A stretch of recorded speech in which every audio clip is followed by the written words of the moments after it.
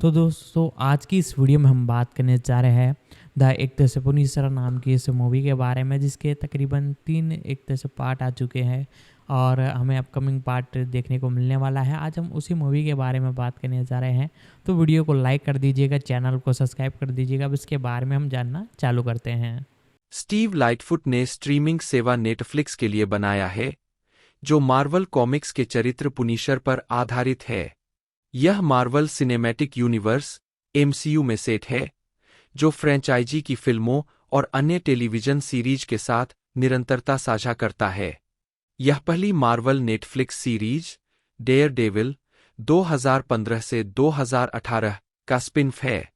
The Punisher का निर्माण Marvel television ने एबीसी स्टूडियो और बोहेमियन रिस्क प्रोडक्शंस के सहयोग से किया था, जिसमें लाइटफुट ने शोरनर की भूमिका निभाई थी। जॉन बर्नथल ने डेयरडेविल से फ्रैंक कैसल, पनिशर की अपनी भूमिका दोहराई, जो एक सतर्क व्यक्ति है जो अपराध से लड़ने के लिए घातक तरीकों का इस्तेमाल करता है। Ben Barnes, Amber Rose Revah, Jason R Moore और डेबोरा एन वोल भी अभिनय करते हैं। पहले सीजन में उनके साथ Ebon Moss Bachrach, Daniel Webber, Paul Schulze, Michael Nathanson और जेमेरे न्यूमैन शामिल है। दूसरे सीजन के लिए जोश स्टीवर्ट, फ्लोरियाना लीमा और जियोर्जिया विघम शामिल हुए हैं। पनिशर पर केंद्रित एक टेलीविजन श्रृंखला को 2011 में फॉक्स में एक पायलट प्रतिबद्धता प्राप्त हुई थी, लेकिन वह परियोजना विफल हो गई। जून 2015 में बर्नथल को डेयरडेविल के दूसरे सीजन में प्रदर्शित होने वाले पात्र के रूप में चुना गया। यह श्रृंखला शीर्षक चरित्र के दुख और हिंसा को दर्शाती है तथा इसका फिल्मांकन न्यूयॉर्क शहर में किया गया है। पहला सीजन 17 नवंबर 2017 को नेटफ्लिक्स पर पूरी तरह से रिलीज किया गया था। उसके बाद 18 जनवरी 2019 को दूसरा सीजन रिलीज किया गया। उन्हें मिश्रित समीक्षाएं मिलीं, लेकिन prime time creative arts Emmy award नामांकन सहित कई प्रशंसाएं मिलीं। नेटफ्लिक्स ने 18 फरवरी 2019 को द पनिशर को रद्द कर दिया। मार्वल नेटफ्लिक्स की सभी सीरीज को 1 मार्च 2022 को नेटफ्लिक्स से हटा दिया गया, जब डिज्नी ने उनके लिए लाइसेंस वापस ले लिया। वे 16 मार्च से डिज्नी प्लस पर स्ट्रीमिंग करने लगे। बर्नथल आगामी Marvel studio Disney plus series Daredevil born again में फ्रैंक कैसल के रूप में अपनी भूमिका को फिर से निभाएंगे। आधार: अपने परिवार की मौत के लिए जिम्मेदार लोगों से बदला लेने के बाद पहले सीजन में पूर्व फोर्स रिकन मरीन फ्रैंक कैसल, जिसे पूरे न्यूयॉर्क शहर में द पनिशर के रूप में जाना जाता है, उसके और उसके परिवार के साथ जो कुछ हुआ था उससे परे एक बड़ी साजिश का पर्दाफाश करता है। दूसरे सीजन में कैसल, जो सड़क पर एक शांत जीवन जी रहा है, एमी बेंडिक्स की हत्या के प्रयास के इर्दगिर्द रहस्य में खींचा जाता है, जिससे उसे यह तय करने के लिए मजबूर होना पड़ता है कि क्या उसे पनिशर के रूप में अपना जीवन अपनाना चाहिए। 2 कलाकार और पात्र। मुख्य: जॉन बर्नथल फ्रैंक कैसल बटा पनिशर के रूप में एक सतर्क व्यक्ति जो किसी भी तरह से आपराधिक अंडरवर्ल्ड से लड़ने का लक्ष्य रखता है, चाहे परिणाम कितने भी घातक क्यों न हों। 4 डेयरडेविल सीजन 1 के शोरनर स्टीवन एस. डेकनाइट ने कहा कि पुनिश का यह संस्करण पूरी तरह से मार्वल संस्करण होगा, क्योंकि पिछले चित्रण मार्वल स्टूडियो बटा मार्वल टेलीविजन बैनर के तहत दिखाई नहीं दिए थे। 5 हालांकि बर्नथल ने पिछले सभी चित्रणों का अध्ययन किया और कहा, एक बार जब आप जितना खा सकते हैं उतना खा लेते हैं, तो मेरा तरीका इसे जितना संभव हो उतना व्यक्तिगत बनाना है। कैसल उनके साथ कैसे प्रतिध्वनित होता है, इस पर बर्नथल ने कहा, उसके पास कोई कमबख्त केप नहीं है, उसके पास कोई सुपर पावर नहीं है। वह एक कमबख्त प्रताड़ित, गुस्सैल पिता और पति है जो अंधेरे और नुकसान और पीड़ा की इस अविश्वसनीय दुनिया में रह रहा है। 6 बर्नथल ने कहा कि श्रृंखला में एक सैन्य घटक होगा क्योंकि कैसल एक सैनिक है। श्रृंखला कुछ हद तक उसी पर केंद्रित होगी। 7 उन्होंने यह भी कहा कि डेयरडेविल सीजन 2 में जो चरित्र चित्रित किया गया था, वह इस बात की मूल कहानी थी कि यह आदमी कैसे पनिशर बना, उसने बनियान क्यों पहनी? 8. बर्नथल ने कहा कि वह हमेशा कैसल के सार को संरक्षित करना चाहते थे, जिसे बर्नथल ने क्रूर, क्षतिग्रस्त और यातनाग्रस्त के रूप में वर्णित किया। दर्द और हिंसा के पीछे क्या है और वह हिंसा क्यों कर रहा है की खोज करके, जो उसके लिए पूरी तरह से संतोषजनक और व्यसनी है। 9. एबन मौसबचराज के रूप में डेविड लेबरमैन बटा माइक्रो, एक पूर्वयने से विश्लेषक जो कैसल की मौत का नाटक करने के बाद उसकी सहायता करता है। 10. 11. माइक्रो के कैसल के साथ संबंधों के बारे में मौसबचराज ने कहा, हमने खुद को आम दुश्मनों के साथ पाया है और यह सुविधा का विवाह है। मौसबचराज को यह भी लगा कि चरित्र का कॉमिक्स संस्करण एक चाल वाला टट्टू था जो कैसल को उपकरण की आपूर्ति करता था, लेकिन चरित्र दिलचस्प हो जाता है जब उनका रिश्ता खराब हो जाता है और श्रृंखला में इसका पता लगाने की उम्मीद है। 8. बेन बार्न्स बिली रूसो बटा जिग्सॉ के रूप में कैसल का पूर्व सबसे अच्छा दोस्त जब वे फोर्स रिकन में एक साथ सेवा करते थे। रूसो एनविल नामक एक निजी सैन्य निगम चलाता है। 12.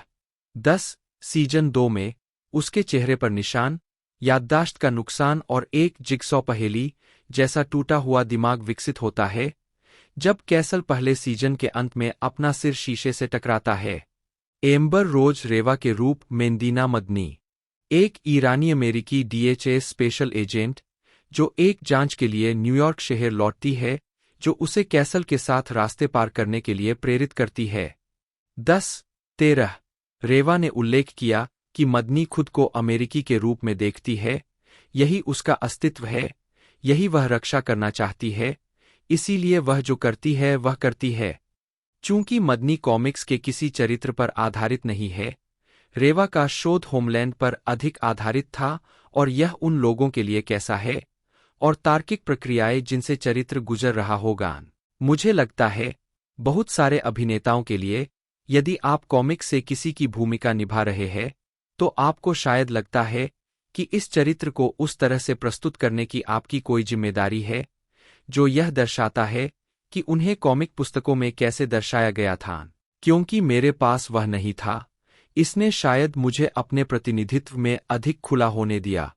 रेवा ने वास्तविक होमलैंड अधिकारियों के साथ साथ ईरानी लोगों से भी बात की ताकि चरित्र का हिस्सा प्रामाणिक हो सके। रेवा के उपयोग के लिए एक विशेष बंदूक बनाई गई थी जो उसके कद के हिसाब से डिजाइन की गई थी। 13. डैनियल वेबर के रूप में लुइस विल्सन, अफगानिस्तान का एक युवा अमेरिकी सेना का अनुभवी व्यक्ति जो टैक्सी ड्राइवर के रूप में अपने नए जीवन से जूझ रहा है। वह कर्टिस होयल के अधीन अन्य सैनिकों के साथ समूह चिकित्सा सत्रों में भाग लेता है। 14. 15. वेबर को लगा कि उनका चरित्र फ्रैंक की यात्रा का दर्पण है। ये पात्र वास्तव में एक दूसरे को देखते हैं और वे दोनों अलग अलग रास्ते पर चलते हैं। 16. पॉल शुल्ज, विलियम रॉलिंस 3 बटा एजेंट ऑरेंज, CIA में गुप्त ऑपरेशन के निदेशक जो अफगानिस्तान में अपने समय के कारण कैसल के साथ रास्ते पार करते हैं। 14. एलेक्सा डेवलोस के रूप में बेथ क्विन, इकोर्स, मिशिगन में एक एकल माँ जो लोला रोडहाउस चलाती है और कुछ समय के लिए कैसल में रुचि लेती है। जैगर नेल्सन के रूप में रेक्स क्विन, बेथ का बेटा जो कैसल को पसंद करता है। एवरी मेसन के रूप में रिंगो, एक बाउंसर और अंगरक्षक जो लोला के रोडहाउस में काम करता है। माइकल पेम्बर्टन लेफ्टिनेंट के रूप में फेरारा, एक भ्रष्ट पुलिस अधिकारी जिससे पिलग्रिम ने मिशिगन में अपनी गतिविधियों को छिपाने के लिए संपर्क किया। टेरी रीव्स के रूप में मार्लेना ओलिन, एक कठोर भारे की सैनिक जो पिलग्रिम के लिए काम करती है। एलेक्स नॉटकिन के रूप में सरगेई कोंचेव्स्की, एमी का एक सहयोगी जिसे पिलग्रिम द्वारा प्रताड़ित किया जाता है। जो होल्ट शेरिफ के रूप में रॉय हार्डिन, लार्कविले, ओहियो में एक कठोर और अनुशासित शेरिफ जो कैसल की सहायता करता है। ब्रैंडन गिल डिप्टी के रूप में केन ओगडेन, हार्डिन के डिप्टी और ब्रूस के भाई में से एक। जेमी रोमेरो डिप्टी के रूप में मर्फी, हार्डिन के डिप्टी में से एक। रूडी ई सेंजोफ डिप्टी के रूप में डॉब्स, हार्डिन के डिप्टी में से एक। डोनाल्ड वेबर जूनियर के रूप में ब्रूस ओगडेन, लार्कविले काउंटी शेरिफ स्टेशन का एक कैदी और केन का भाई, इलिया वोलोक के रूप में कजान, एक रूसी गिरोह का सदस्य, कीथ चारडाइन, कजान के अधीन काम करने वाले एक रूसी गुंडे के रूप में, एली मैकुलोच के रूप में रेबेका पिलग्रिम की प्यारी और बीमार पत्नी, जेल स्टील मोरो के रूप में माइकल पिलग्रिम का पुत्र, हेनरी बोशार्ट के रूप में लेमुएल तीर्थयात्री का पुत्र, थॉमस जी वेट्स आर्थर वाल्श, एक बाल शोषण करने वाला पालक माता पिता जिसने बचपन में रूसो का यौन शोषण किया था, चार्ल्स ब्राइस के रूप में बॉबी, एक साथी अनुभवी जो बिली रूसो के दल का हिस्सा है, ब्रेट डिग्स के रूप में एंटोन, एक साथी अनुभवी जो बिली रूसो के दल का हिस्सा है, डिक्रान तुलेन के रूप में निकोलाई पोलोजनेव, एक रूसी व्यापारी और गैंगस्टर, टोड एलन क्रेनडेविड शुल्ट्स, एक सीनेटर और शुल्ट्स का समलैंगिक पुत्र, डेरेक गोह के रूप में डनी, पिलग्रिम के पूर्व गिरोह का एक युवा सदस्य जिसे उसने कैसल और बेंडिक्स दोनों का पता लगाने के लिए नियुक्त किया था, जॉर्डन डिनाटेल के रूप में शांटेल, बेंडिक्स की दोस्त जो न्यूयॉर्क शहर में रहती है और फियोना क्रू की पूर्व सदस्य है जिसे कोंचेव्स्की ने काम पर रखा था, केविन चैपमैन कुसैक, पिलग्रिम का एक पुराना परिचित जो श्वेत वर्चस्ववादी है, जोसेफ टी रीटमैन खौफनाक, एड जेटनर, एक शवविच्छेदन विशेषज्ञ और कैरेन पेज का सहयोगी जिसे महिलाओं के जूतों के प्रति अजीब जुनून है, Shooter Jennings, Ted Russell Kamp, James Douglas, John F Schreffler Junior और ऑब्रे रिचमंड सभी स्वयं के रूप में दिखाई देते हैं।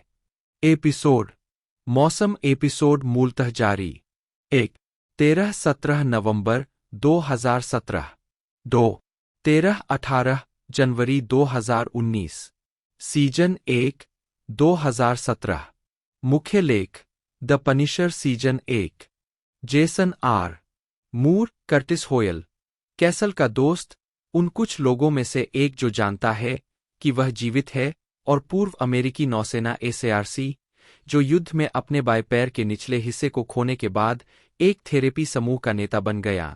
14 माइकल नेथनसन सैम स्टीन HSI का विशेष एजेंट और मदनी का साथी। 14 जैमी रे न्यूमैन सारा लिबरमैन डेविड की पत्नी। 14 डेबोरा एन वोल करेन पेज के रूप में न्यूयॉर्क बुलेटिन में एक रिपोर्टर और मैट मर्डॉक की पूर्व सहायक जिसने कैसल के मामले पर काम करने के बाद उससे दोस्ती की। वोल ने पिछली मार्वल नेटफ्लिक्स सीरीज से अपनी भूमिका को फिर से दोहराया।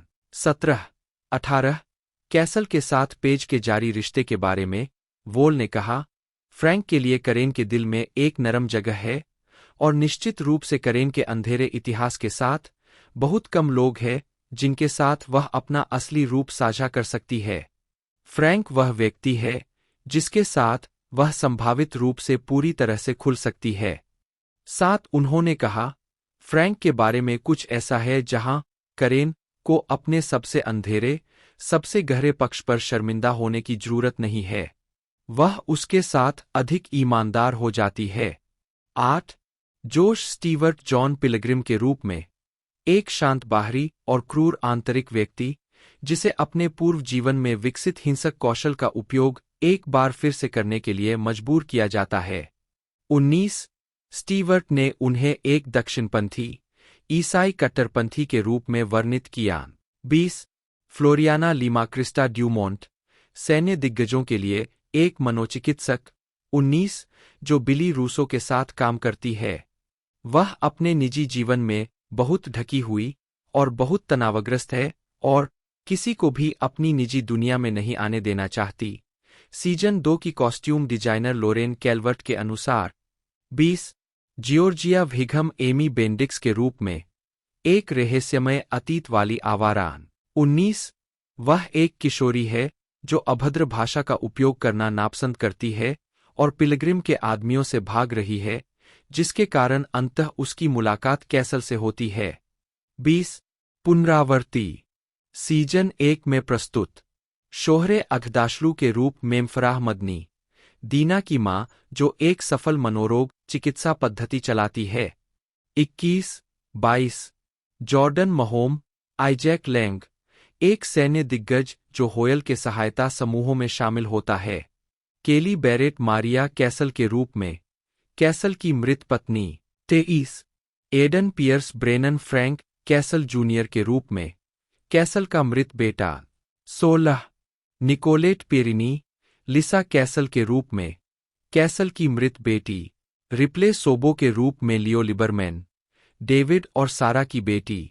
23, कोबी फ्रूमर के रूप में जैक लिबरमैन, डेविड और सारा का बेटा। 23, Tony Plana Rafael, Rafi Hernandez, Homeland Security के संचालन निदेशक और मदनी के गुरु। 24, रॉयस जॉनसन ब्रेट महोनी के रूप में, एनवाईपीडी के 15वें प्रीसिंक्ट में एक जासूस sergeant.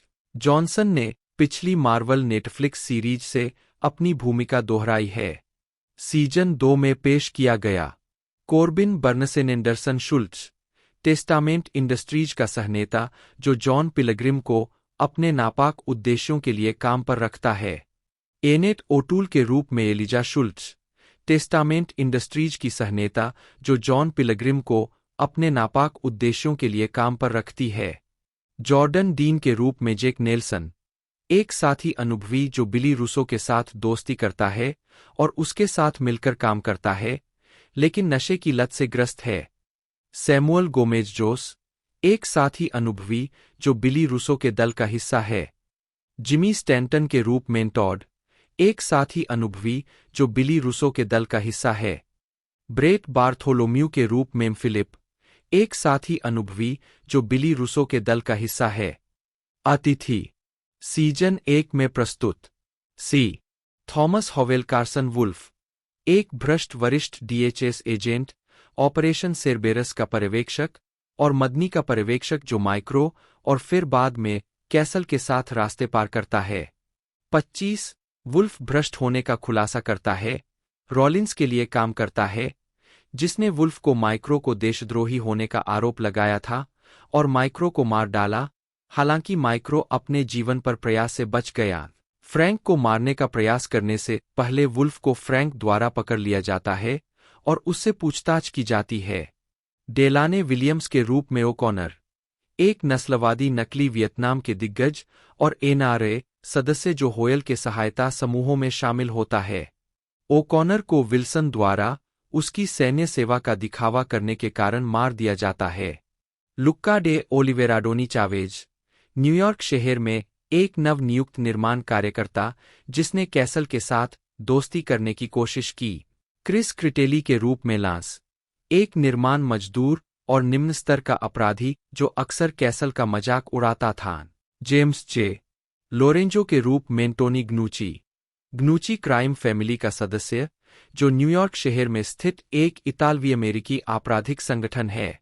Jeffrey canter Michel Allison के रूप में न्यूयॉर्क बुलेटिन के प्रधान संपादक और पेज के बॉस। कैंटर ने डेयर डेविल से अपनी भूमिका दोहराई। 25, शेज सरदार अहमद जुबैर, एक अफगान पुलिसकर्मी जो मदनी के साथ काम करता था। जेब क्रेगर के रूप में गनर हेंडरसन, मरीन कॉर्प्स के एक अनुभवी और सेरबेरस स्क्वाड के सदस्य जो कैसल के साथ काम करते थे और बाद में घर लौटने पर एकांत में रहने लगे। गनर बाद में कैसल के साथ फिर से जुड़ गया और गनर को मारने के लिए भेजे गए कई एनविल एजेंटों को मारने में उसकी मदद की। गनर को एक ने पेट में गोली मार दी और खून बहने से उसकी मौत हो गई। क्लैंसी ब्राउन रे स्कूनोवर के रूप में अफगानिस्तान में कैसल के कमांडिंग अधिकारी। ब्राउन ने डेयर डेविल से अपनी भूमिका दोहराई। 25, टिम गुनी, क्ले विल्सन, लुईस विल्सन के पिता जो अपने बेटे को नागरिक जीवन में समायोजित होने में मदद करने के लिए काम करते हैं। रॉब मॉर्गन तुर्क बैरेट के रूप में एक निम्नस्तरीय अपराधी जो हेल्स किचन और हार्लेम में काम करता है। मॉर्गन पिछले मार्वल नेटफ्लिक्स शो से अपनी भूमिका को दोहराता है। 26, मैरी एलिजाबेथ मास्टर एंटोनियो के रूप में मैरियन जेम्स, CIA की एक उप निदेशक। 24, एंड्रयू पोल्क मोर्टी बेनेट के रूप में एक कर्नल जो सेरबेरस स्क्वाड का सदस्य था और रॉलिंस के अधीन काम करता था। कैसल के लिए चारा के रूप में इस्तेमाल किए जाने के बाद रूसो द्वारा मोर्टी को मार दिया जाता है।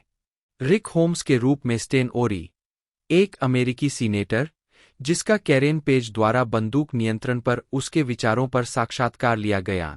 होशांग तौजी, हामिद मदनी, दीना के पिता जो एक डॉक्टर है, NY1 के एंकर पैट किरनान, रोमा टोरे और स्टेसियन गुडेन ने स्वयं कैमियो किया।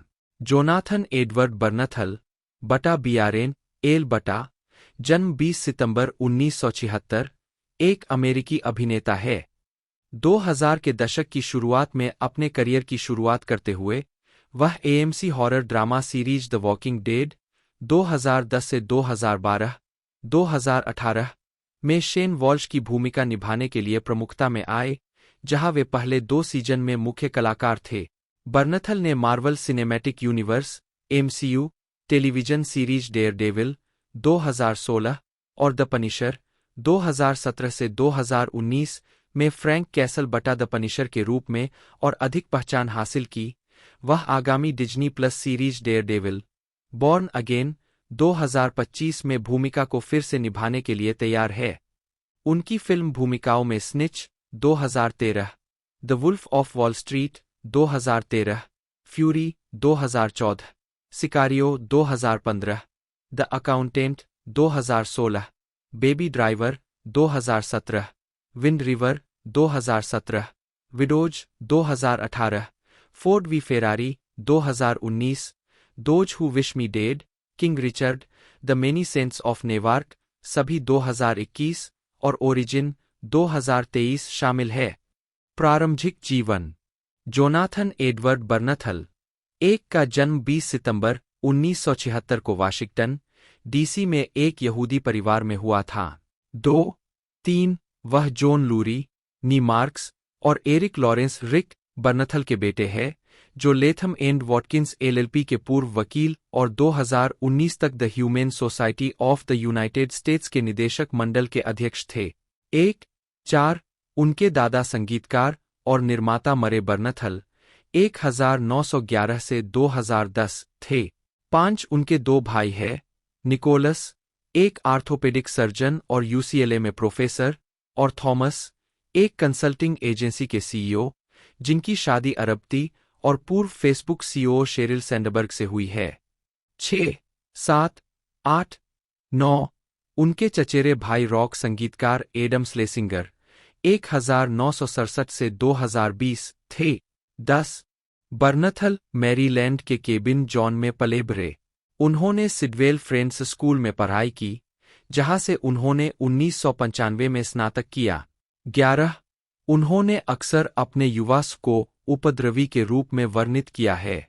12 हाई स्कूल के बाद उन्होंने न्यूयॉर्क के साराटोगा स्प्रिंग्स में स्किडमोर कॉलेज में अध्ययन किया, लेकिन पढ़ाई छोड़ दी। अपने अभिनय शिक्षक अल्मा बेकर की सलाह पर उन्होंने रूस में मॉस्को आर्ट थिएटर स्कूल में दाखिला लिया।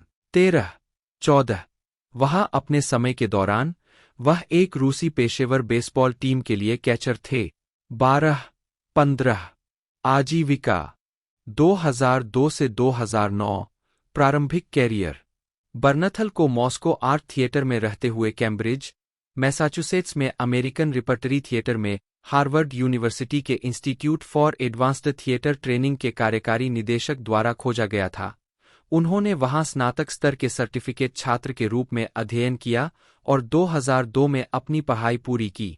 16 स्नातक होने के बाद वे थिएटर में अपना करियर बनाने के लिए न्यूयॉर्क शहर चले गए। 17 वह एक मेथड एक्टर है। 18 2002 से बर्नथल ने क्षेत्रीय और ऑफ ब्रॉडवे पर 30 से अधिक नाटकों में प्रदर्शन किया है, जिसमें उनकी अपनी थिएटर कंपनी, अब बंद हो चुकी फोविया फ्लड्स के साथ कई नाटक शामिल है। 19 उन्होंने कई टेलीविजन सीरीज में छोटी अतिथि भूमिकाएं भी निभाई, जैसे बोस्टन लीगल, CSI, मियामी और How I Met Your Mother. S01E02 उद्धरण वांछित 2004 की film Tony n Tina Wedding में कास्ट किया गया। बर्नथल 2006 में लॉस एंजल्स चले गए। 20 उन्होंने सीबीएस सिटकॉम द क्लास के साथ एक टेलीविजन सीरीज में अपनी पहली नियमित भूमिका बुक की। शो को एक सीजन के बाद रद्द कर दिया गया। 21 उन्होंने डे जीरो और वर्ल्ड ट्रेड सेंटर जैसी फिल्मों में भूमिकाएं निभाईं। उद्धरण की आवश्यकता 2009 से 2015 सफलता टेलीविजन और द वॉकिंग डेड 2009 से 2013। 2009 में बर्नथल एबीसी टेलीविजन सीरीज ईस्टविक में नियमित रूप से शामिल हुए और अभिनेत्री जेमेरे न्यूमैन द पनिशर में उनके भावी सहकलाकार के साथ अभिनय किया। ईस्टविक को एक सीजन के बाद रद्द कर दिया गया। 2010 में बर्नथल ने HBO mini series the Pacific में सार्जेंट मैनुअल रोड्रिगेज की भूमिका निभाई। उद्धरण की आवश्यकता बर्नथल को फ्रैंक डाराबोंट की द वॉकिंग डेड में शेन वॉल्श की भूमिका निभाकर आलोचनात्मक सफलता मिली, जो इसी नाम की कॉमिक बुक सीरीज पर आधारित थी। वह 2012 तक शो में नियमित थे और 2011 स्क्रीम अवार्ड्स में ब्रेकआउट परफॉर्मेंस पुरुष पुरस्कार के लिए नामांकित हुए थे। 22 बर्नथल ने टीएनटी सीरीज मोब सिटी के लिए डाराबोंट के साथ फिर से काम किया, जिसमें उन्होंने एलएपीडी डिटेक्टिव जो टीग की भूमिका निभाई, जो 1940 के दशक के भ्रष्ट लॉस एंजल्स में काम करने वाला एक पुलिस अधिकारी था, जिसे एक सीजन के बाद रद्द कर दिया गया था। 23 इस अवधि के दौरान बर्नथल ने 2009 की फंतासी film Night at the Museum, Battle of the Smithsonian में डकैत अल कैपोन और रोमन पोलांस्की की thriller film the Ghost Writer में सहायक भूमिकाएं निभाईं। वह 2011 की वुडी हैरेल्सन फीचर रैम्पर्ट में भी दिखाई दिए। उन्होंने नंबर्स और हैरीज लॉ जैसे टेलीविजन शो के एपिसोड में मेहमान भूमिका निभाईं। 24 2011 में बर्नथल ने डार्क कॉमेडी नाटक स्मॉल इंजन रिपेयर के प्रीमियर में प्रदर्शन किया। नाटक को समीक्षकों द्वारा सराहा गया। आलोचकों ने बर्नथल के प्रदर्शन की उनकी ऊर्जा और बुद्धि के लिए प्रशंसा की और उन्हें ओवेशन पुरस्कार के लिए नामांकित किया गया। 25-26 2013 में बर्नथल ने क्राइम ड्रामा फिल्म स्निच और sports comedy film Grudge Match में सहायक भूमिकाएं निभाईं। 28 बर्नथल ने मार्टिन स्कॉर्सेसे की film the Wolf of Wall Street में ब्रैड की भूमिका निभाई। 29 उन्होंने 2014 के द्वितीय विश्व युद्ध की फिल्म फ्यूरी में साउथर्नर ग्रेडी कूनेस ट्रेविस की भूमिका निभाई, जिसमें आलोचकों ने फिल्म के कलाकारों की प्रशंसा की। 30 2014 में बर्नथल ने डकोटा फैनिंग और इवान राचेल वुड के साथ फिल्म वियना एंड द फैंटोम्स की शूटिंग में भाग लिया। फिल्म केवल 2020 में रिलीज हुई थी। 31-32 बर्नथल अगली बार डेनिस विलेन्यूवे की 2015 की एक्शन ड्रामा फिल्म सिकारियो में दिखाई दिए, जिसने कई पुरस्कार जीते और आलोचकों से सकारात्मक समीक्षा प्राप्त की। 33-34-35 2015 में बर्नथल को Me and Earl and the Dying Girl में सहायक भूमिकाओं में भी देखा गया, जो 2015 सनडांस फिल्म फेस्टिवल में ड्रामा के लिए यूएस ग्रैंड जूरी पुरस्कार की विजेता थी। और we are your friends.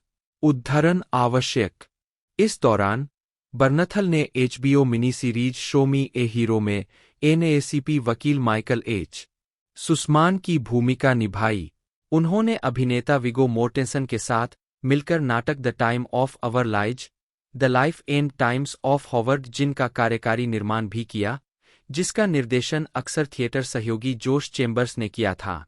The Time of Our lies का प्रदर्शन अगस्त 2014 के महीने में एडिनबर्ग फ्रिंज फेस्टिवल में किया गया। 36 2015 से 2021 टेलीविजन और फिल्म में प्रमुखता।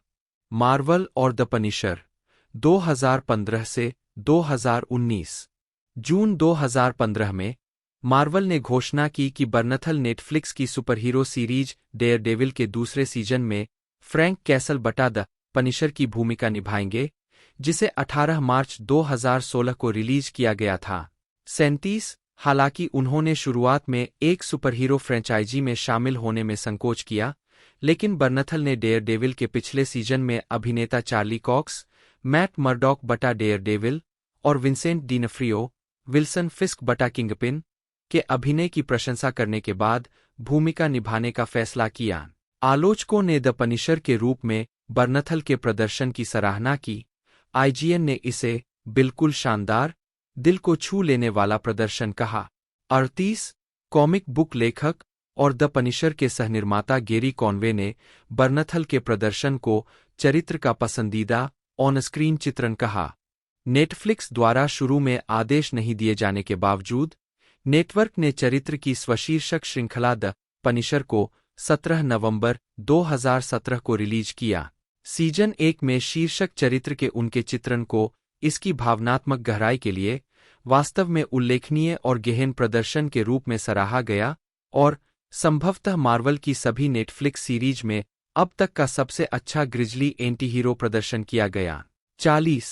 41 बर्नथल को शो में अपने स्टंट खुद करना पसंद है।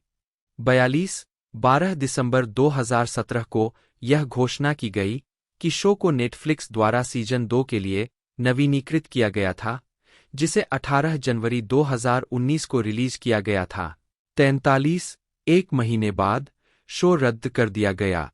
44 फिल्म में काम 2015 से 2021। 2016 में बर्नथल ने एक्शन थ्रिलर द अकाउंटेंट में ब्रेक्स के रूप में बेन एफ्लेक के साथ सह-अभिनय किया। उसी वर्ष उन्हें इसी नाम के एक अमेरिकी भित्तिचित्र दल के बारे में वृत्तचित्र कैंट बी स्टॉप्ड के लिए साक्षात्कार दिया गया था। 45 2017 में उन्होंने टेलर शेरिडन की निर्देशन वाली पहली फिल्म विंड रिवर में सह-अभिनय किया, जिसका प्रीमियर 2017 सनडांस फिल्म फेस्टिवल में हुआ। वह एडगर राइट की बेबी ड्राइवर में ग्रिफ और जेल ड्रामा शॉर्ट कॉलर के रूप में भी महत्वपूर्ण भूमिकाओं में दिखाई दिए। Irish action thriller film pilgrimage में 46 बर्नथल ने द म्यूट की भूमिका निभाई। फिल्म के सेट पर किरदार में बने रहने के अभिनेता की प्राथमिकता के कारण उन्होंने उत्पादन के पहले कुछ हफ्तों तक कलाकारों या चालक दल से बात नहीं करने का फैसला किया। 47 बर्नथल को उनके अभिनय के लिए सराहा गया। द हॉलीवुड रिपोर्टर ने टिप्पणी की कि बर्नथल अपने गहन, लगभग शब्दहीन प्रदर्शन के साथ फिल्म चुरा लेते हैं। उनकी मजबूत शारीरिकता और स्क्रीन पर प्रभावशाली उपस्थिति के साथ। 48 17 नवंबर 2017 को द पनिशर का शुरुआती सीजन और फिल्म स्वीट वर्जीनिया दोनों रिलीज हुए। स्वीट वर्जीनिया के लिए बर्नथल ने पार्किंसंस रोग से पीड़ित एक सज्जन मोटर मालिक की भूमिका निभाई और आलोचकों ने उनके प्रदर्शन की प्रशंसा की। 49 50 51 इस समय प्रेस टूर के दौरान जिम नॉर्टन और सैम रॉबर्ट्स पर बर्नथल के साक्षात्कार ने केविन स्पेसी, जिन्होंने हाल ही में यौन उत्पीड़न के आरोपों का सामना किया था, कि उनके वर्णन के कारण उन्हें बेबी ड्राइवर के सेट पर असहज कर दिया। 52 बर्नथल ने कहा कि उन्होंने स्पेसी के लिए सारा सम्मान खो दिया और कहा कि स्पेसी थोड़ा बदमाश था। 54 उसी महीने बर्नथल को 2018 की बायोपिक फिल्म फर्स्ट मैन 55 2018 में वह स्टीव मैकवीन की हीथ थ्रिलर विडोज में दिखाई दिए और सीजन 9 के एपिसोड व्हाट कम्स आफ्टर के लिए द वॉकिंग डेड में अपनी भूमिका को दोहराया।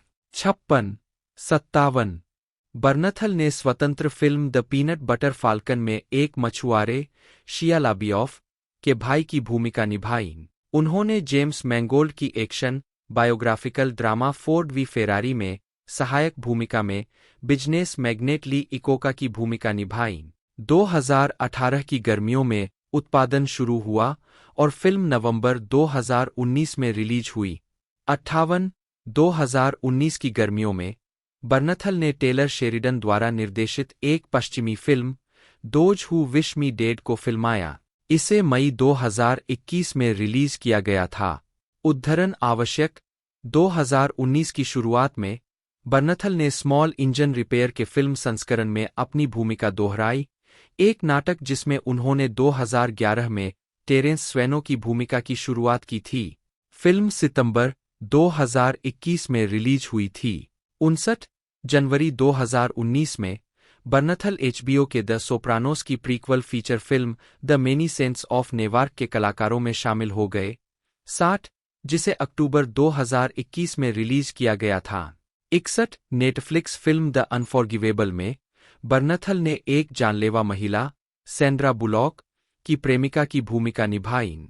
उद्धरण: बर्नथल ने पीसी और कंसोल गेमिंग की दुनिया में वॉयस एक्टर के तौर पर भी काम किया है और उनकी उपस्थिति का इस्तेमाल नॉन प्लेएबल कैरेक्टर्स एनपीसी के लिए किया गया है। वह टॉम क्लैंसी के घोस्ट रिकन वाइल्डलैंड्स और टॉम क्लैंसी के घोस्ट रिकन ब्रेक पॉइंट दोनों में एलटी कोल डी वॉकर के रूप में दिखाई देते हैं।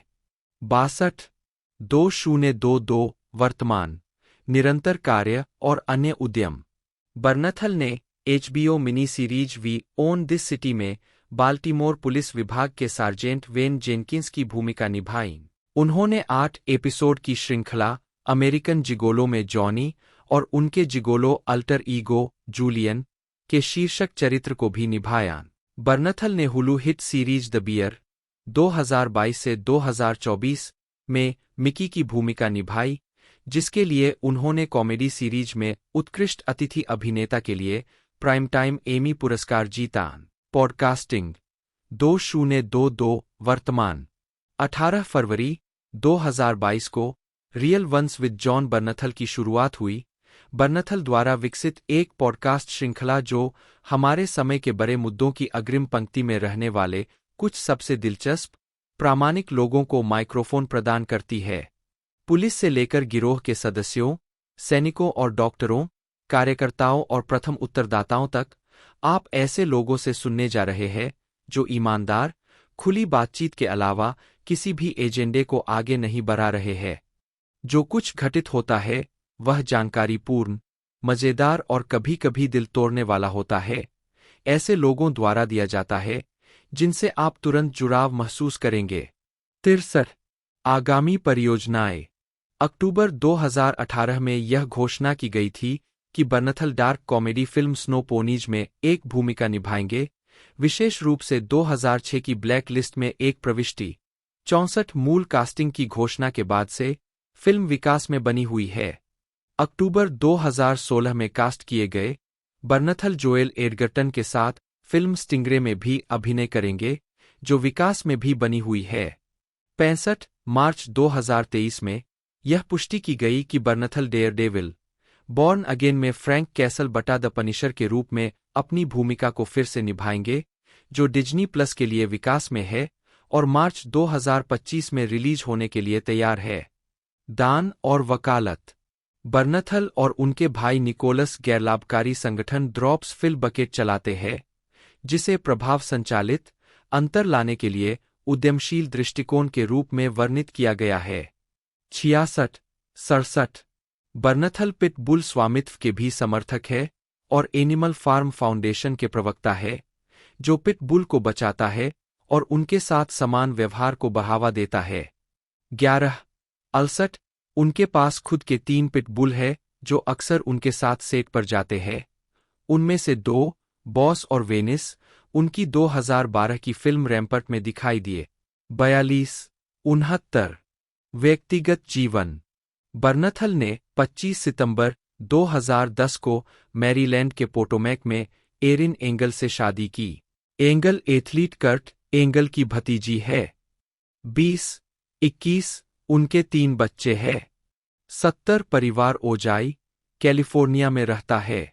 20-14 वह वाशिंगटन कमांडर्स के प्रशंसक है।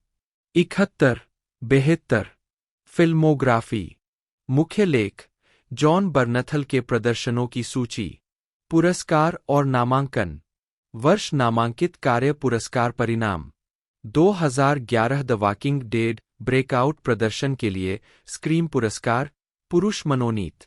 छोटे इंजन की मरम्मत नाटक में सर्वश्रेष्ठ अभिनय समूह के लिए ओवेशन पुरस्कार जीत गया। नाटक में सर्वश्रेष्ठ मुख्य अभिनेता के लिए ओवेशन पुरस्कार, 26 मनोनीत। 2012 उत्कृष्ट अभिनय समूह के लिए गारलैंड पुरस्कार जीत गया।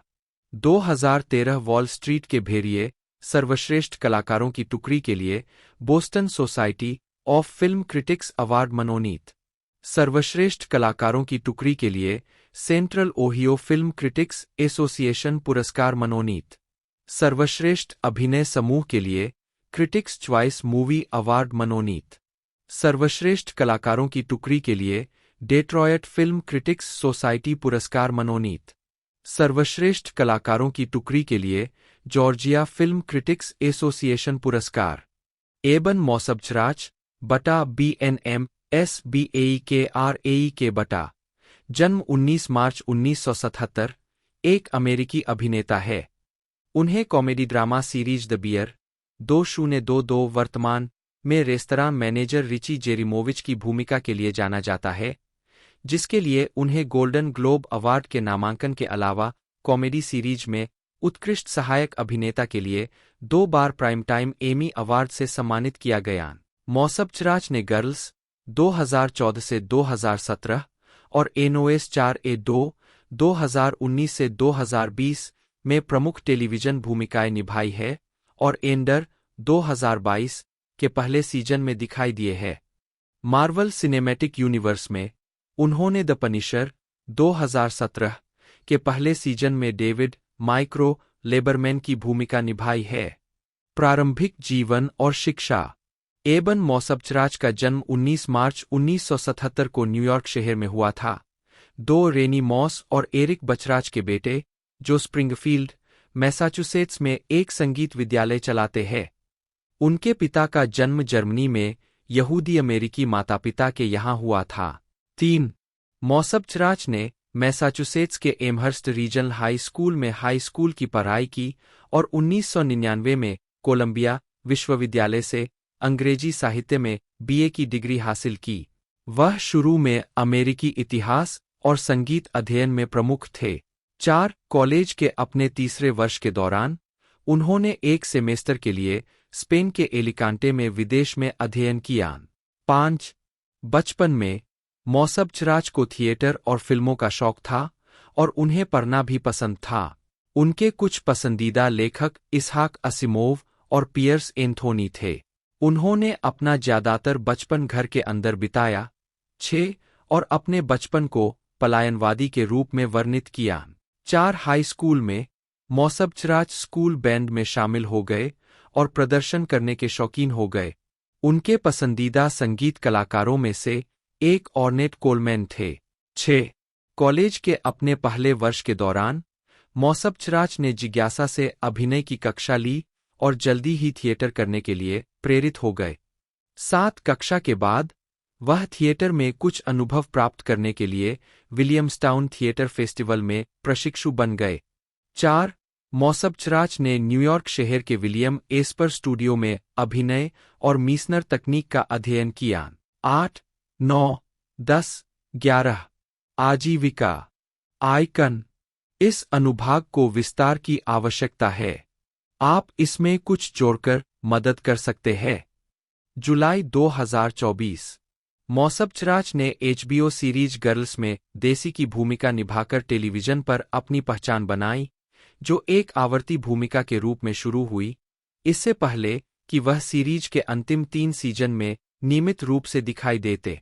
इसके बाद वे द पनिशर और एंडर में दिखाई दिए। हुलू सीरीज द बियर पर FX में अपनी भूमिका के लिए उन्होंने 2 प्राइम टाइम एमी पुरस्कार जीते हैं।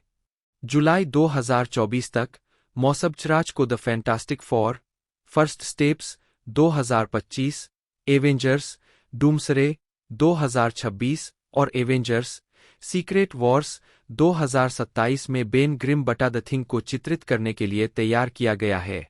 12. व्यक्तिगत जीवन। मौसबचराच की शादी यूक्रेनी फोटोग्राफर येलेना येमचुक से हुई है, जिनसे उनकी 2 बेटियां हैं। 13. फिल्मोग्राफी। पतली परत चाबी उन कार्यों को दर्शाता है जो अभी तक जारी नहीं हुए हैं। वर्ष शीर्षक भूमिका नोट्स 2001 द बिलीवर प्रथम वेटर, फिर कभी नहीं Andy, Royal Tenenbaums Frederick the Bellboy. 2003 अमेरिकी वैभव MTV निदेशक, एक राजवंश की मृत्यु डेव काट्स, मोनालिसा मुस्कान चार्ली स्टीवर्ट। 2004 शीतकालीन एनांत Steve, Poster Boy Charlie, Point and Shoot Chard Rhodes, 2005 मरते हुए गॉल ओलाफ। नवंबर 2008 में बार्न्स ने नोएल कायर के इसी नाम के नाटक पर आधारित स्टीफन इलियट की रोमांटिक कॉमेडी ईजी वर्च्यू में जेसिका बील और कॉलिन फर्थ के साथ जॉन व्हिटेकर की भूमिका निभाई। स्कोर में कायर और जैज युग के गाने थे, जिनमें से 3 बार्न्स ने गाए थे। इसके बाद उन्होंने डोरियन ग्रे में शीर्षक चरित्र के रूप में अभिनय किया, जो ऑस्कर वाइल्ड के उपन्यास का एक फिल्म रूपांतरण था, जिसे ओलिवर पार्कर ने निर्देशित किया और सितंबर 2009 में रिलीज किया गया। 23 सूरी कृष्णम्मा द्वारा निर्देशित और सितंबर 2010 में रिलीज हुई मनोवैज्ञानिक थ्रिलर लॉक्ड इन में उन्होंने जोश की भूमिका निभाई। बार्न्स ने the Chronicles of Narnia, the Voyage of the Dawn Treader में किंग कैस्पियन के रूप में अपनी भूमिका दोहराई, जो फिल्म श्रृंखला की तीसरी किस्त है। माइकल एप्टेड द्वारा निर्देशित और ऑस्ट्रेलिया में फिल्माई गई, इसका प्रीमियर नवंबर 2010 में लंदन में रॉयल फिल्म परफॉर्मेंस में हुआ और दिसंबर में इसे सिनेमाघरों में रिलीज किया गया। 24, 25, 26 उन्हें 2011 के नेशनल मूवी अवार्ड्स में परफॉर्मेंस ऑफ द ईयर के लिए नामांकन मिला। बार्न्स लंदन के वेस्ट एंड स्टेज पर बर्डसॉन्ग में प्रथम विश्व युद्ध के सैनिक स्टीफन रेजफोर्ड की मुख्य भूमिका के साथ लौटे, जो सेबेस्टियन फॉल्क्स के इसी शीर्षक वाले उपन्यास पर आधारित एक नाटक है।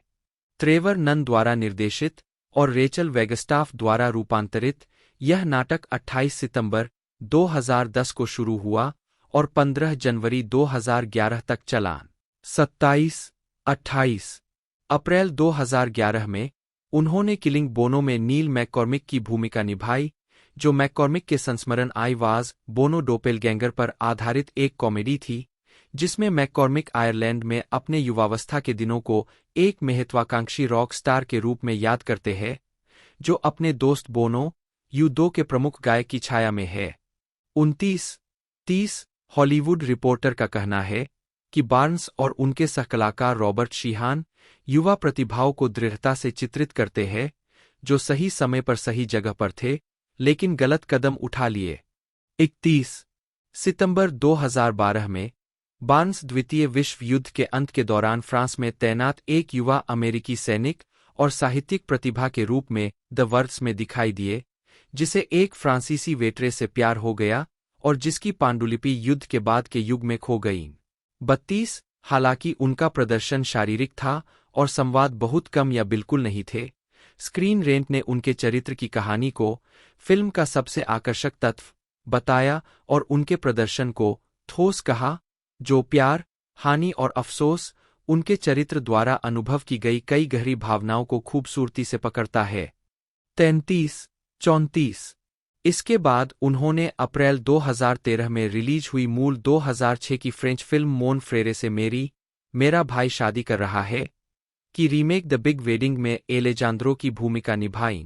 35 दिसंबर 2014 में बार्न्स ने आधुनिक समय के अपराध नाटक बाय द गन में एक स्थानीय माफिया बॉस के सहयोगी निक टोर्टानो के रूप में अभिनय किया। उसी महीने फंतासी फिल्म सेवेंथ सन रिलीज हुई, जिसमें उन्होंने टॉम वार्ड की भूमिका निभाई। 36, 37 सर्गेई बोद्रोव द्वारा निर्देशित, यह जोसेफ डेलाने के उपन्यास द स्पूक अप्रेंटिस पर आधारित है। 38, 39 2015 में ब्रिट वीक में बार्न्स। जनवरी 2015 में बार्न्स ने हिस्ट्री चैनल की 3 भाग की लघु श्रृंखला सन्स ऑफ लिबर्टी में ब्रिटिश सरकार के एक कर संग्रहकर्ता सैम एडम्स की भूमिका निभाई। 40 उन्होंने गिटार वादक और गायक रयान ब्रेनर की भूमिका भी निभाई, जो जुलाई 2015 में अमेरिकी सिनेमाघरों में रिलीज हुई romantic drama Jackie and Ryan में कैथरीन हीगल के साथ फिर से जुड़े। वैरायटी ने लिखा कि उनके पुरुष मॉडल फीचर्स को कैमरे ने शुरुआती फ्रेम से ही बेशर्मी से अपनाया। बार्न्स उतने ही लचीले और दिलकश है जितने वे अभी तक स्क्रीन पर दिखाई दिए हैं। उनका मूल उच्चारण एक मध्य अमेरिकी भूसी के पीछे छिपा हुआ है। 41 बार्न्स ने बाद में इस चरित्र को चित्रित करने के लिए अपने सबसे पसंदीदा के रूप में माना। मैंने उस फिल्म के सभी संगीत का आनंद लिया। HBO की dystopian science fiction series west world में, जो इसी नाम की 1973 की फिल्म पर आधारित है और जिसका पहला सीजन अक्टूबर 2016 में प्रसारित हुआ, बार्न्स ने युवा व्यवसायी लोगन डेलोस की भूमिका निभाई, जो डेलोस कॉरपोरेशन के बेबाक उत्तराधिकारी है, जिन्होंने वेस्टवर्ल्ड में अपनी कंपनी के निवेश का नेतृत्व किया, जो एक तकनीकी रूप से निर्मित वाइल्ड वेस्ट थीम वाला मनोरंजन पार्क है, जिसमें एंड्रॉयड होस्ट रहते हैं। 43 कलाकारों को 2017 स्क्रीन एक्टर्स गिल्ड अवार्ड्स में एक ड्रामा सीरीज में एक कलाकारों की टुकड़ी द्वारा उत्कृष्ट प्रदर्शन के लिए नामांकन मिला। बार्न्स ने द पनिशर में बिली रूसो का किरदार निभाया, जो एक पूर्व स्नाइपर था, जिसने अपनी निजी सैन्य कंपनी एनविल शुरू की थी। यह मार्वल सिनेमैटिक यूनिवर्स पर आधारित नेटफ्लिक्स का रूपांतरण है, जिसका पहला सीजन नवंबर 2017 में प्रसारित हुआ था। 44 बार्न्स ने अपने किरदार का वर्णन किसी ऐसे व्यक्ति के रूप में किया है जो बहुत ही आत्ममुग्ध, व्यर्थ और लालची है, और खुद को एक बेहद शक्तिशाली अल्फा तरीके से देखता है, और जो एक टूटे और दुर्व्यवहार वाले अतीत से प्रेरित है। उन्होंने अनुभवी के मानसिक स्वास्थ्य मुद्दों के अपने चित्रण की प्रामाणिकता सुनिश्चित करने के लिए अपने मनोचिकित्सक माता-पिता से परामर्श किया। 45 बेंजामिन थॉमस बार्न्स, जन्म 20 अगस्त 1981, एक अंग्रेजी अभिनेता और गायक है। उन्हें the Chronicles of Narnia film series 2008 से 2010 में प्रिंस कैस्पियन, वेस्टवर्ल्ड 2016 से 2020 में लोगन Delos, Marvel series The Punisher 2017 से 2019 में बिली रूसो, जिगसॉ और Netflix series shadow and bone 2021 से 2023 में द डार्कलिंग के रूप में उनकी भूमिकाओं के लिए जाना जाता है। उन्होंने स्टारडस्ट 2007 में युवा डंस्टन थॉर्न की भूमिका, डोरियन ग्रे 2009 में शीर्षक भूमिका, किलिंग बोनो 2011 में Neil McCormick, the Big Wedding 2013 में एलेजांद्रो, सेवेंथ सन 2014 में Tom Ward, Sons of Liberty 2015 में सैमुअल एडम्स और गोल्ड डिगर 2019 में बेंजामिन ग्रीन की भूमिका निभाई। बार्न्स ने अपना पहला सिंगल 11:11 सितंबर 2021 में एक म्यूजिक वीडियो के साथ रिलीज किया, इससे पहले कि वह अपना पहला extended play EP songs for you release करे, जिसमें अक्टूबर में राइज अप के लिए एक म्यूजिक वीडियो भी शामिल है। EP में 11:11 rise up, pirate song, not the end और ऑर्डिनरी डे गाने शामिल है। एक प्रारंभिक जीवन और शिक्षा। बार्न्स का जन्म 20 अगस्त 1981 को दक्षिण पश्चिम लंदन में पेट्रिसिया बेकर, एक रिलेशनशिप मनोचिकित्सक, और थॉमस बार्न्स, एक मनोचिकित्सक और प्रोफेसर के घर हुआ था। 2, 3, 4 उनका एक छोटा भाई जैक है। 5 बार्न्स अपनी मां के यहूदी दक्षिण अफ्रीकी बचपन, अपने पिता की वैज्ञानिक शिक्षा और अपनी उपस्थिति का हवाला देते हैं, जो उन्हें लगता था कि एक अस्पष्ट रूप से ईसाई स्कूल था जहां उन्हें भजन पसंद थे, प्रारंभिक प्रभावों के रूप में। 6, 7 बार्न्स की शिक्षा लड़कों के लिए 2 स्वतंत्र स्कूलों में हुई, सटन में होमफील्ड प्रिपरेटरी स्कूल और विम्बलरन में किंग्स कॉलेज स्कूल। 8 किंग्स में उन्होंने गायक मंडलियों में गाया और जैज ऑर्केस्ट्रा और कॉन्सर्ट बैंड में परक्यूशन, ड्रम और पियानो बजाया। 1997 में उन्होंने नेशनल यूथ म्यूजिक थिएटर में शामिल होकर संगीत थिएटर में अपना करियर शुरू किया, जहां 16 साल की उम्र में उन्होंने बक्सी मेलोन के वेस्ट एंड संगीत रूपांतरण में ड्रमर के रूप में अपना पहला प्रदर्शन दिया। 3-2 विश्वविद्यालय से पहले उन्होंने 2 साल गायन, टेलीविजन प्रस्तुतिकरण और मनोरंजन स्वेंगली साइमन फुलर के साथ मिलकर एक जैज क्लब खोलने और एक एल्बम जारी करने में बिताए, दोनों ही काम अमल में नहीं आए। 5 इसके बाद बार्न्स ने किंगस्टन विश्वविद्यालय में अंग्रेजी साहित्य और नाटक का अध्ययन किया, डॉन जुआन, कैटरीना द्रोवंडी के साथ मुख्य भूमिका में, द गोल्डन एज, एक सपोजर और द जू स्टोरी जैसे प्रोडक्शंस में अभिनय और निर्देशन किया। 9-5 उन्होंने हैरी पॉटर और द हॉबिट के विषयों पर निबंध लिखने के लिए अंग्रेजी पुरस्कार जीता। 10 the Ragged Child, the Dreaming, Loving Ophelia, Sex, Chips and Rock and Roll जैसे गहन कृत्यों पर थिएटर में काम करते हुए वह कुछ समय के लिए बॉयबैंड हाईराइज में शामिल हो गए, जिन्होंने Eurovision making your mind up में प्रदर्शन किया।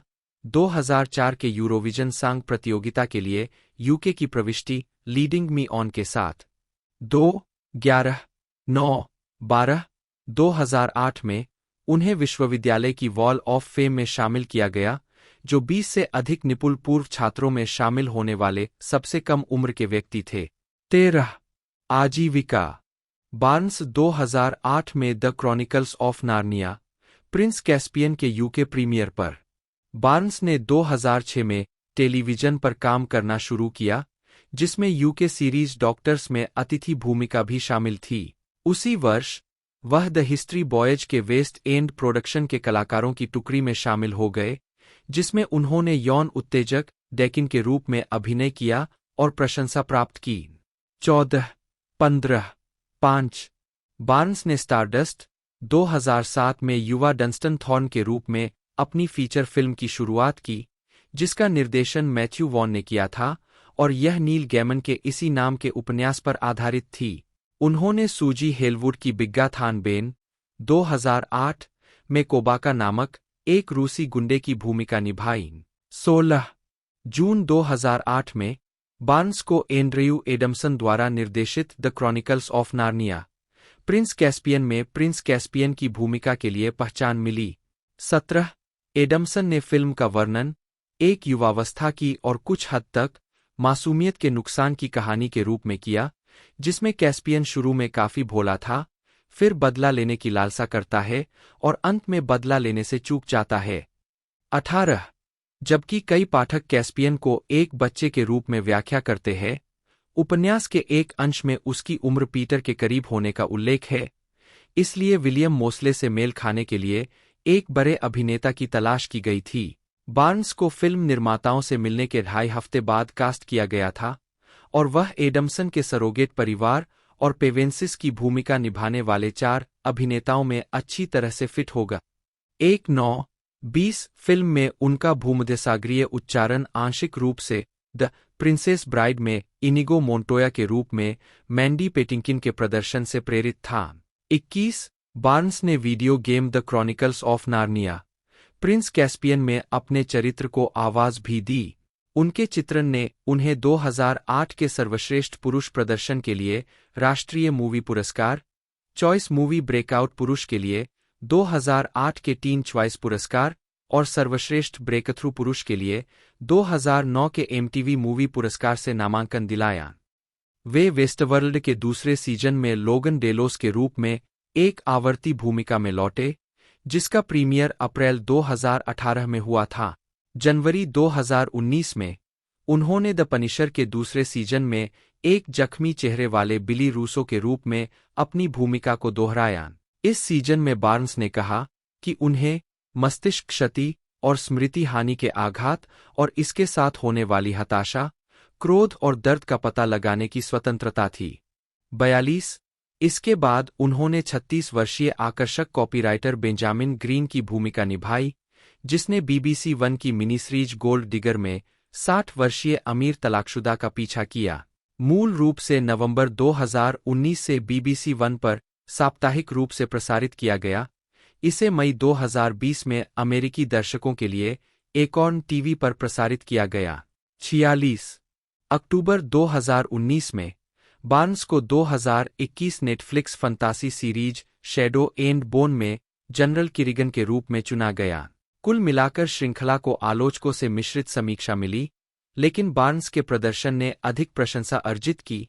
एम्पायर ने उन्हें डैशिंग बताया। 47 और रोलिंग स्टोन और रेडियो टाइम्स ने जनरल किरिगन के रूप में उनके प्रदर्शन की प्रशंसा की। 48-49 2023 में बार्न्स सेल फोन प्रदाता टी-मोबाइल यूएस के कई विज्ञापनों में दिखाई दिए।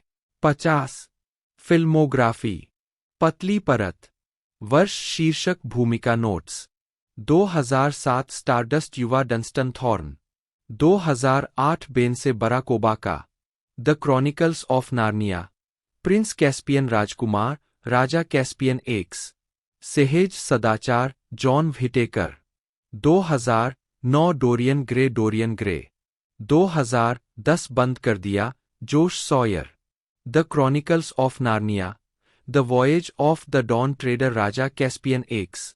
2011 बोनो की हत्या नील मैककॉर्मिक। 2012 शब्द युवा आदमी। 2013 बड़ी शादी एलेजांद्रो ग्रिफिन। 2014 जैकी और रयान ब्रेनर। बंदूक से निक टोर्टानो। 7वां बेटा थॉमस टॉम वार्ड। 2023 आलोचक स्टीफन वाइली। डैनियल पीटर वेबर, जन्म 28 जून 1988, एक ऑस्ट्रेलियाई अभिनेता है। उनकी सबसे प्रसिद्ध भूमिकाओं में वेबर ने 2019 की फिल्म द डर्ट में मोटली क्रू के प्रमुख गायक विंस नील, एक अमेरिकी विज्ञान कथा थ्रिलर मिनी सीरीज 11.22.63 में ली हार्वे ओसवाल्ड और द पनिशर सीरीज में लुइस विल्सन की भूमिका निभाई है। प्रारंभिक जीवन और शिक्षा। Weber New South Wales Central Coast में पलेबरे और ग्रीन पॉइंट क्रिश्चियन कॉलेज में पढ़े। 2.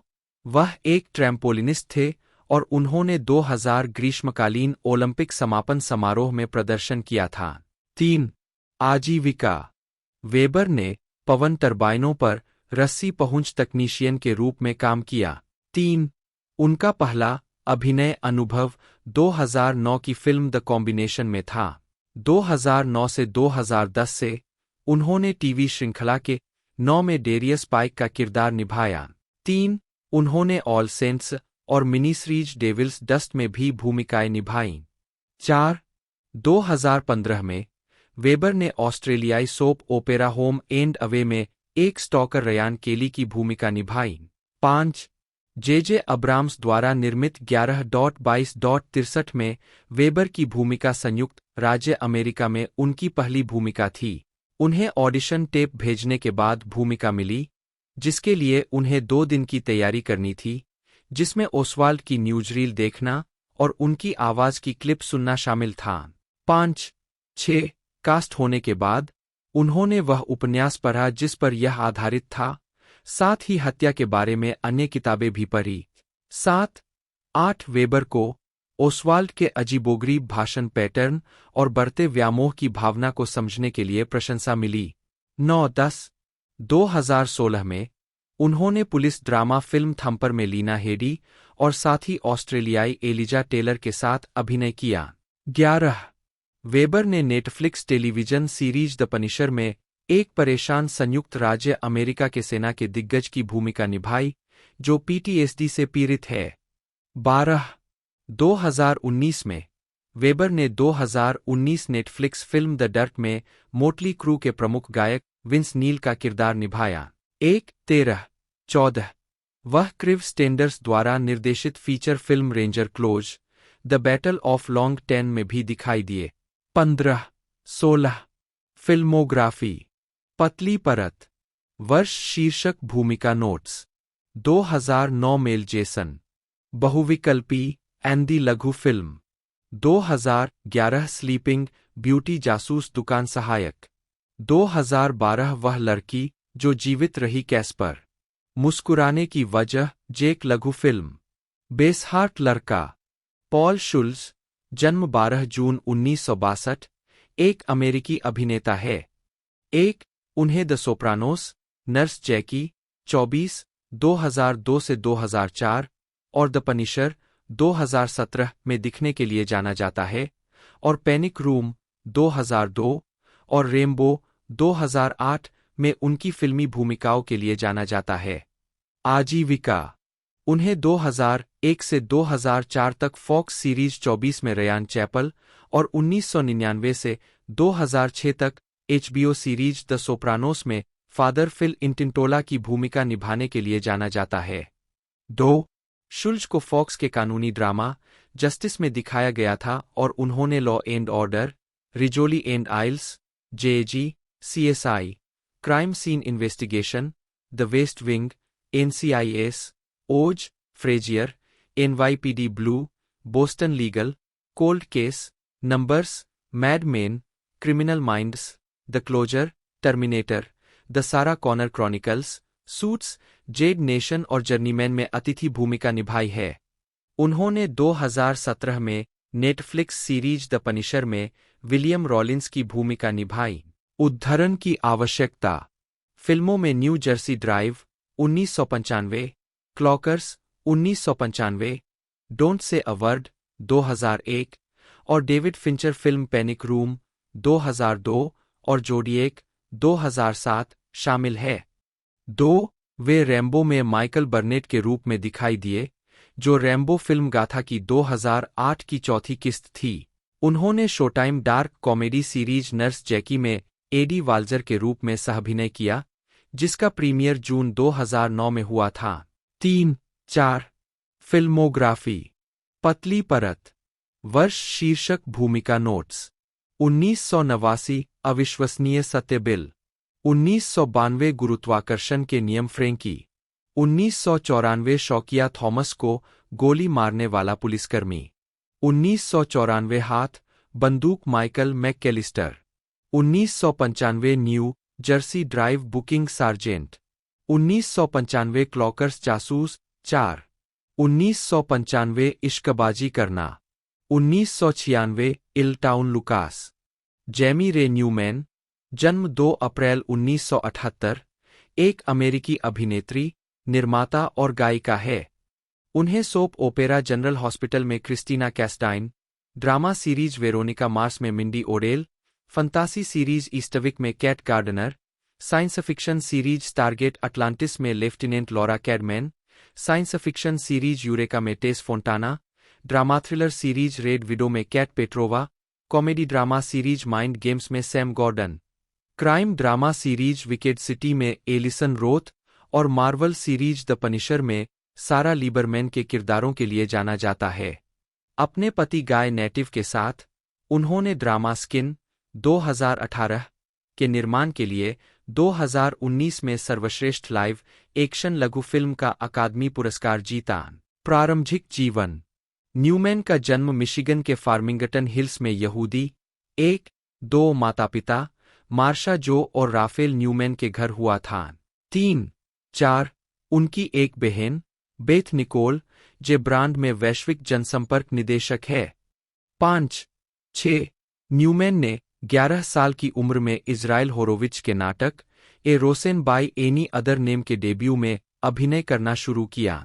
7 उन्होंने डेट्रॉयट के आसपास लगातार काम किया, कई क्षेत्रीय थिएटरों में अभिनय किया।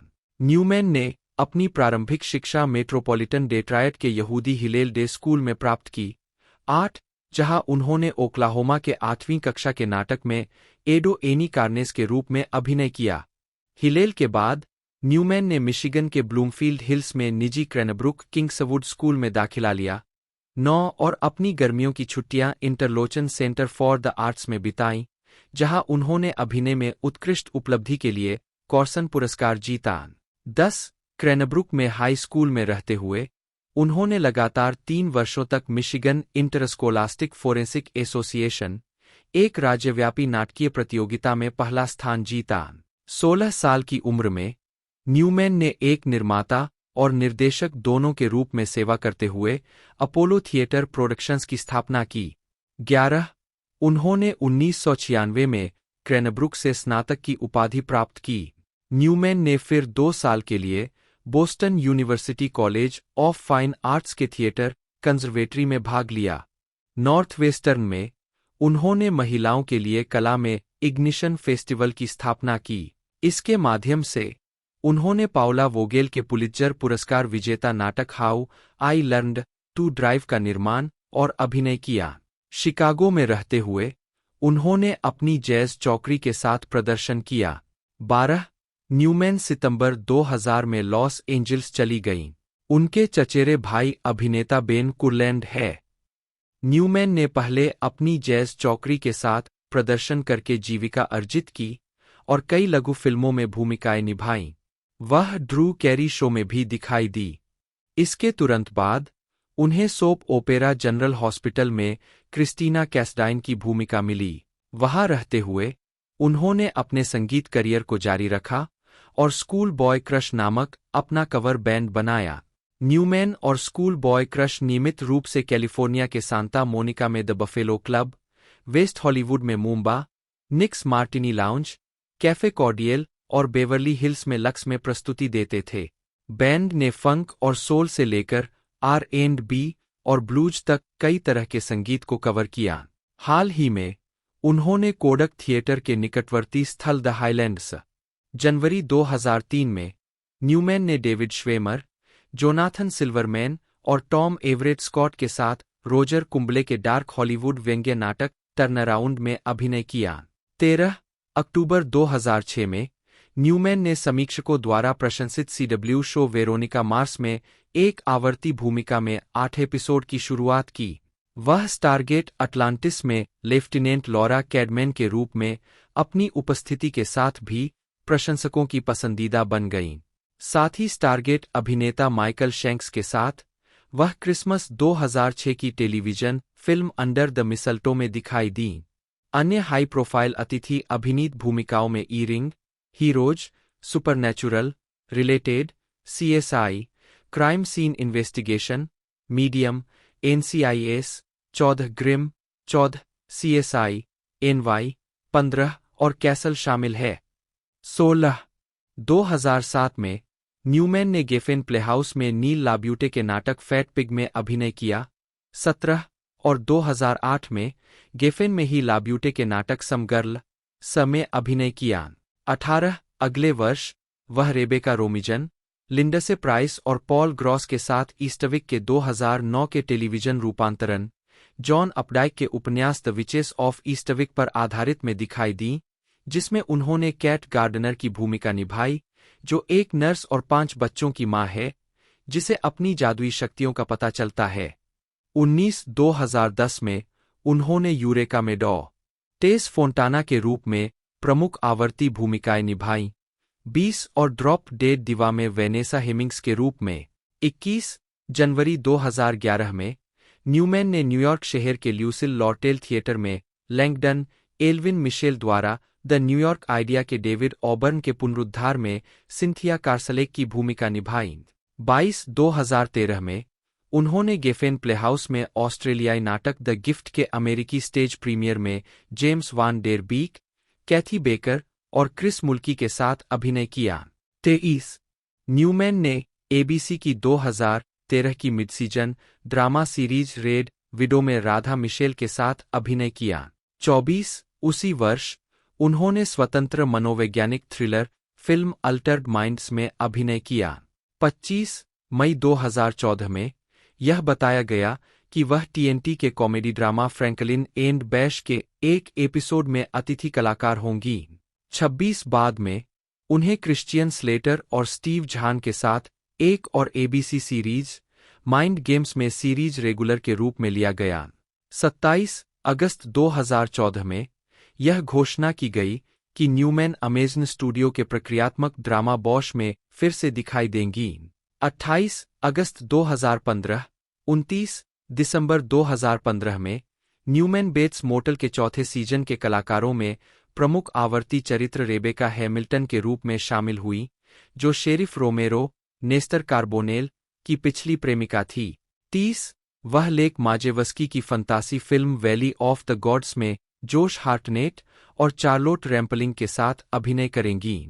31 2019 बर्लिन फिल्म फेस्टिवल में न्यूमैन। अगस्त 2016 में उन्हें TNT की प्रक्रियात्मक ड्रामा सीरीज मेजर क्राइम्स के 5वें सीजन में वाइल्ड्रेड डेर्नेल की आवर्ती भूमिका में लिया गया था। 32 अगले वर्ष न्यूमैन ने नेटफ्लिक्स की मार्वल ड्रामा द पनिशर में सारा लिबरमैन की सीरीज की नियमित भूमिका में अभिनय करना शुरू किया, जो डेयर डेविल के चरित्र की एक स्पिन-ऑफ सीरीज थी। 33 इसके बाद उन्होंने Sify drama series the magician के तीसरे सीजन में आइरीन मैकलिस्टर के रूप में दोबारा काम किया।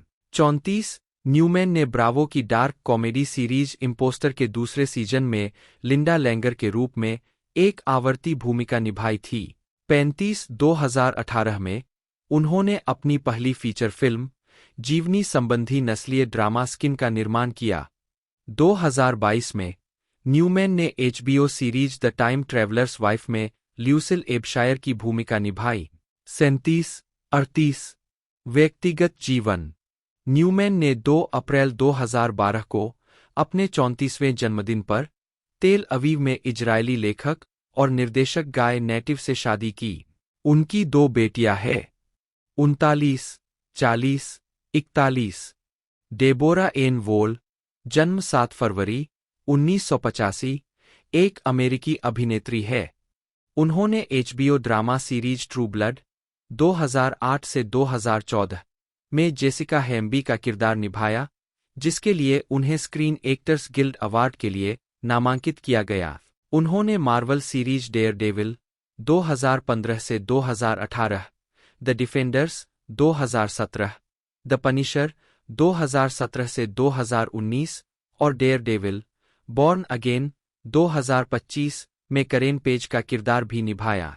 उनकी फिल्म भूमिकाओं में Mother's Day 2010, 7 Days in Utopia 2011, Someday This Pain Will Be Useful to You 2011, Catch 44 2011, Ruby Sparks 2012, Meet Me in Montenegro 2014, the Automatic Hate 2015 और एस्केप रूम 2019 और इसका 2021 सीक्वल शामिल है। 2022 में उन्होंने video game God of War Ragnarok में Faye की आवाज और मोशन कैप्चर प्रदान किया। प्रारंभिक जीवन। वोल का जन्म 7 फरवरी 1985 को ब्रुकलिन, न्यूयॉर्क, संयुक्त राज्य अमेरिका में हुआ था। उनके पिता एक वास्तुकार है, और उनकी मां कैथी वोल बर्कले कैरोल स्कूल में शिक्षिका है। 2, 3 वह आयरिश और जर्मन मूल की है। 4, 5 वोल ने Packer Collegiate Institute, 6 USC School of Theatre में भाग लिया, जहां उन्होंने 2007 में बैचलर ऑफ फाइन आर्ट्स की डिग्री प्राप्त की। 7 और लंदन में Royal Academy of Dramatic Arts. 8 आजीविका। अभिनय। वोल ने अपने करियर की शुरुआत कई टेलीविजन श्रृंखलाओं में अतिथि भूमिका के साथ की, जिनमें Life 2007, ER 2008, CSI, Crime Scene Investigation 2008, My Name Is Earl 2008 और द मेंटलिस्ट 2008 शामिल है, और action adventure television film Aces in Eights 2008 में सहायक भूमिका निभाई। वोल को 2010 में स्क्रीन एक्टर्स गिल्ड अवार्ड्स में सम्मानित किया गया था, जहां उन्हें और उनके ट्रू ब्लड सहकलाकारों को ड्रामा सीरीज में कलाकारों की टुकड़ी द्वारा उत्कृष्ट प्रदर्शन के लिए नामांकित किया गया था। 2008 में वोल ने एचबीओ फंतासी ड्रामा सीरीज ट्रू ब्लड में बिल कॉम्पटन की पिशाच संतान जेसिका हैम्बी के रूप में अपनी ब्रेकआउट भूमिका निभाई। वह मूल रूप से पहले सीजन में एक आवर्ती चरित्र के रूप में शामिल हुई थी, लेकिन दूसरे सीजन के लिए उसे नियमित कलाकार के रूप में पदोन्नत किया गया था। 2009 में उन्होंने और उनके ट्रू ब्लड सहकलाकारों ने 14वें वार्षिक समारोह में टेलीविजन सीरीज के सर्वश्रेष्ठ कलाकार के लिए सैटेलाइट अवार्ड जीता। अगले वर्ष हुए 16वें स्क्रीन एक्टर्स गिल्ड अवार्ड्स में उन्हें और उनके सहकलाकारों को ड्रामा सीरीज में एक कलाकारों की टुकड़ी द्वारा उत्कृष्ट प्रदर्शन के लिए नामांकित किया गया था। वोल ने 2014 में श्रृंखला के अंत तक जेसिका की भूमिका बनाए रखी। 2009 में उन्होंने Law and order special victims unit के एक एपिसोड में अतिथि भूमिका निभाई, जिसमें एक युवती का किरदार निभाया जो अपने प्रेमी द्वारा लापता होने की रिपोर्ट किए जाने के बाद जीवित पाई जाती है। 2010 में वोल ने मनोवैज्ञानिक हॉरर मदर्स डे में अपनी फीचर फिल्म की शुरुआत की। 2011 में उन्होंने अलौकिक thriller Little Murder, 14 sports drama 7 Days in Utopia, 15 action film Catch 44, 16 और comedy drama Someday This Pain Will Be Useful to You में अभिनय किया। 2012 में वोल ने romantic comedy drama film Ruby Sparks में एक संक्षिप्त भूमिका निभाई। अगले वर्ष उन्होंने Wallis Annenberg Center for the Performing Arts में नाटक परफ्यूमेरी में प्रदर्शन किया। 19 उसी वर्ष वह drama film the Automatic hate के कलाकारों में शामिल हुई। 2015 में उन्होंने स्वतंत्र रोमांटिक ड्रामा फिल्म फॉरएवर में अभिनय किया। 21 उन्होंने नेटफ्लिक्स के लिए मार्वल सीरीज में करेन पेज का किरदार निभाया है। 22-23 विशेष रूप से डेयरडेविल में मुख्य महिला भूमिका के रूप में और द पनिशर और द डिफेंडर्स में एक आवर्ती अभिनेता के रूप में। 24-25 डेयरडेविल ने उन्हें सैटर्न पुरस्कार के लिए नामांकन दिलाया। 26 वह 2019 में action thriller film Escape Room में भी दिखाई दी, एक भूमिका जिसे उन्होंने इसके sequel Escape Room Tournament of Champions 2021 में दोहराया। 27 पूर्व एक बड़ी व्यावसायिक सफलता थी। 28 शुरुआती उम्मीदों को पार करते हुए और $18.2 मिलियन के साथ शुरुआत की, 29 और $155.7 मिलियन के साथ समाप्त हुई। 30 2017 सैन डिएगो कॉमिक कॉन में वोल ने 2022 में video game God of War Ragnarok में फे की आवाज प्रदान की। यह वोल की पहली भूमिका भी थी जहां उन्होंने एक चरित्र के लिए मोशन कैप्चर किया।